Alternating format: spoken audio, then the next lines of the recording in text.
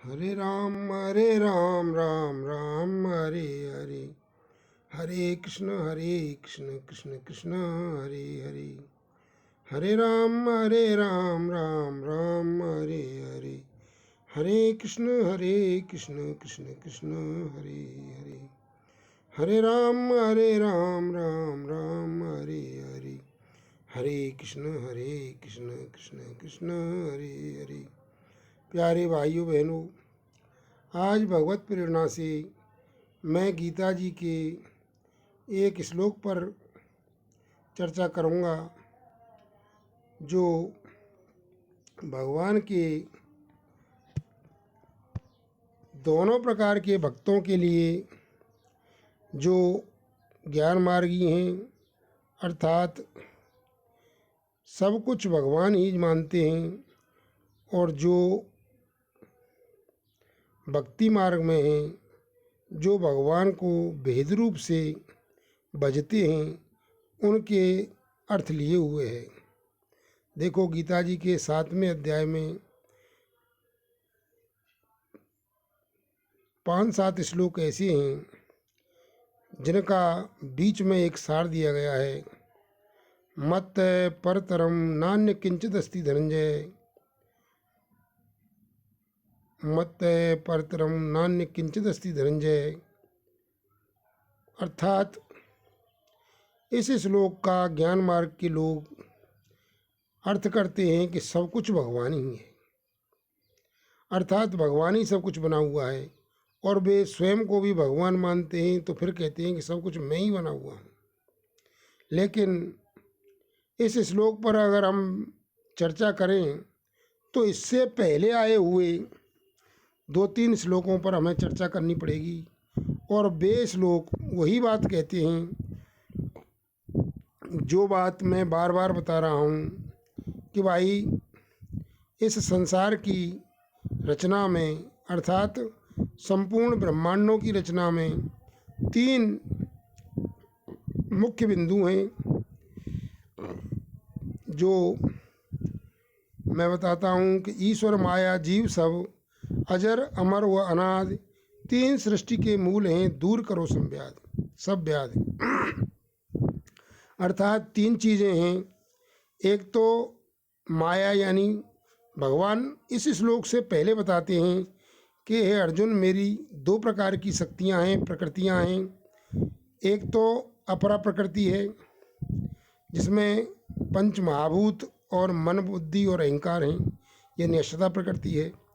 और एक परा प्रकृति है जो सब जीव हैं। तो इसी बात को भगवान श्री कृष्ण कहते हैं कि मत, इसके बाद कहते हैं इस बात को कि ये सारी चीज़ें, अर्थात मेरे से बड़ा कोई नहीं है। मत है परतरम ना अन्य किंचित अस्ति धनंजय।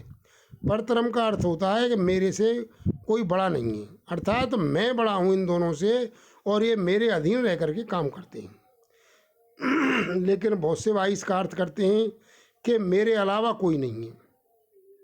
भाई, एक तरह से देखें तो भगवान की वे भी शक्तियाँ ही हैं, लेकिन फिर भी वे अलग हैं। इस बात को मैं कई बार बता चुका हूँ कि भाई, भगवान श्री कृष्ण ही गीता जी में कहते हैं कि ममैवांशो जीवलोके जीवभूत सनातन।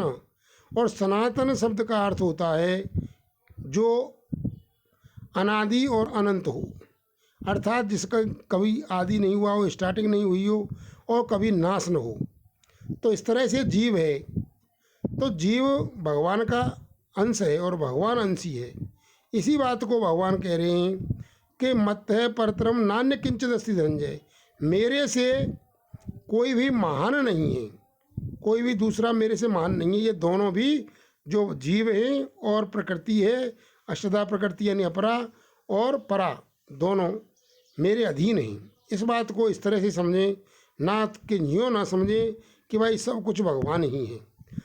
एक तरह से तो भगवान ही है, लेकिन भगवान के 2 रूप और हैं। इसीलिए शास्त्रों का सार ये मैंने बताया था, ईश्वर, माया, जीव सब, अजर अमर व अनादि 3 सृष्टि के मूल हैं। दूर करो सब व्याध। सारी ये बात एक अद्वैत है, द्वैत है, विशिष्टाद्वैत है, द्वैताद्वैत है, शुद्धाद्वैत है। ये बातें आप इस तरह से समझो, आप कैसे भी इन्हें लगा सकते हैं, लेकिन भगवान और उसकी दो प्रकृतियाँ, दो शक्तियाँ, दो मायाएँ, एक कहो कि एक जीव के रूप में और एक उनकी प्रकृति के रूप में, एक माया है और एक जीव है और एक भगवान है। लेकिन भगवान की ही हिसाब से अगर चलते हैं जीव तो आनंद में रहते हैं, और जो अगर जीव अपनी मनमानी करते हैं तो वो दुख पाते हैं। भगवान ने जब सृष्टियाँ रचते हैं तो भी भाई जीव तो है ही है, अनादि अनंत है, यानी सनातन है। और इसी बात को तुलसीदास जी ने कहा है, ईश्वर अंश जीव अविनाशी चेतन अमल सहज सुख राशि, यानी अविनाशी है, और गीता जी कह रही है कि भाई सनातन है। तो इन दोनों का अर्थ होता है कि वो हमेशा से है और हमेशा रहेगा, अर्थात वो भगवान में होते हुए भी भगवान से अलग है। इस बात को इस तरह से समझें और भगवान के जो भी विधि विधान बताए हैं उनके नियमानुसार चलें, और इस बात को समझ जाएं कि ये माया मेरी नहीं है, भगवान मेरे हैं, कि ये मैं जो जीव रूप हूँ, जो भगवान का अंश है, मैं भगवान में से ही प्रकट हुआ हूँ, भगवान के ही गुणों वाला हूँ, और भगवान से ही अगर मैं प्रेम करूँगा तो मैं आनंद रहूँगा। अगर मैं प्रकृति से, अगर मैं माया से प्रेम करूँगा तो मैं दुखी रहूँगा, अर्थात मैं शरीर से और संसार से प्रेम करूँगा तो मैं दुखी रहूँगा। और हम संसार और शरीर से प्रेम करके पहले शरीर में फंसे और फिर संसार में फंस गई। इसलिए हम चेतन रूप होते हुए भी जड़ रूप शरीर और संसार में फंस जाने के कारण चित जड़ ग्रंथि बन गई, और ये ग्रंथि कुछ भी है नहीं। हमने मान लिया है कि शरीर मेरा है, मैं कारण शरीर, सूक्ष्म शरीर और स्थूल शरीर हूँ, और इस स्थूल शरीर के जो नाते रिश्तेदार हैं वो मेरे संबंधी हैं। तो संसार से और शरीर से और संसार से संबंध बना करके हम दुखी हो रहे हैं। अब हमें भगवान से संबंध बना करके ये मानना है कि भगवान ही मेरे हैं और भगवान के अलावा मेरा कोई नहीं है। ये बात को पक्की गांठ बांध लेनी है, और आप एकदम रिवर्स मार जाओ कि हे भगवान मैं तेरा हूँ और तू मेरा है।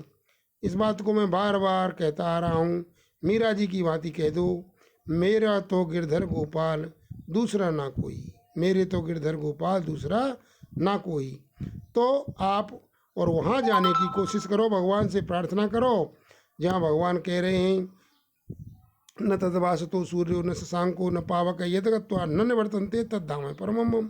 तो उस धाम में जाने के लिए कोशिश करो, और वहाँ जाने के लिए हमारी जो गलत इच्छाएं पूरी हो गई, इच्छाएं हमने अपने मन में बना ली हैं, उन इच्छाओं से हम समझते हैं कि भाई खाएंगे तो सुख मिलेगा, पिएंगे तो सुख मिलेगा, फलाना काम करेंगे तो सुख मिलेगा, ऐसा देखेंगे तो, ऐसा सुनेंगे तो सुख मिलेगा, स्त्री के भोग से, पुरुष के भोग से सुख मिलेगा।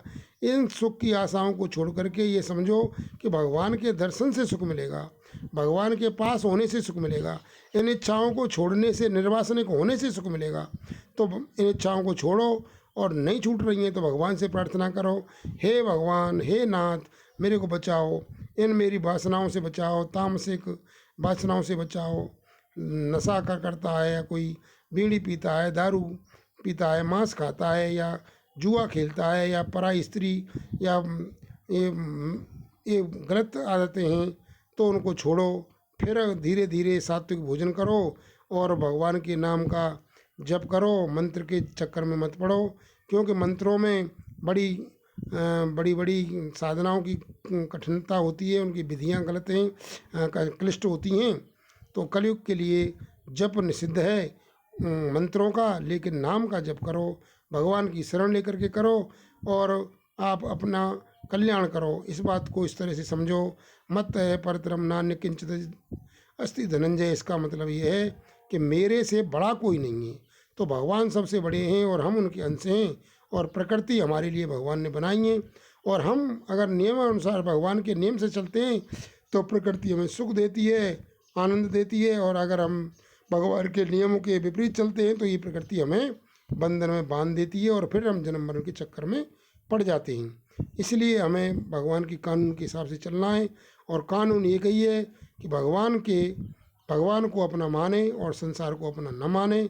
इच्छाओं की एक ही इच्छा करें कि भगवान के दर्शन करने के लिए हम भगवान के पास जाएं, और भगवान के दर्शन का फल बहुत ही आनंददायक है। ये मैं क्या कहूँ, बार बार कहता आ रहा हूँ कि संसार के जितने भी सारे भोग हैं वो एक साथ इकट्ठे कर दिए जाएं, फिर भी उनसे अनंत गुना भगवान के मात्र उनके दर्शन मात्र का आनंद इनसे प्यारा, ज़्यादा, बहुत ज़्यादा आनंददायी है। इसलिए उस भगवान के दर्शन प्राप्त करने के लिए ही प्रयत्न करें और उनके पास नित्य निरंतर जाने के लिए गोलोक में, ब्रह्मलोक में, साकेत लोक में, शिवलोक में, और ये सब बात एक ही है। जिसकी जैसी भावना रहती है, तुलसीदास जी ने कहा, उसे ऐसा ही दिखाई देता है। इसलिए जाकी रही भावना जैसी, प्रमुरत देखी तिन तैसी। तो भगवान से प्रार्थना करते हुए, अपनापन करते हुए, भगवान को शरण लेकर के और अपना प्रयत्न करके भगवान के पास पहुंचने की कोशिश करें, कल्याण हो जाएगा। धन्यवाद। ओम बोलो।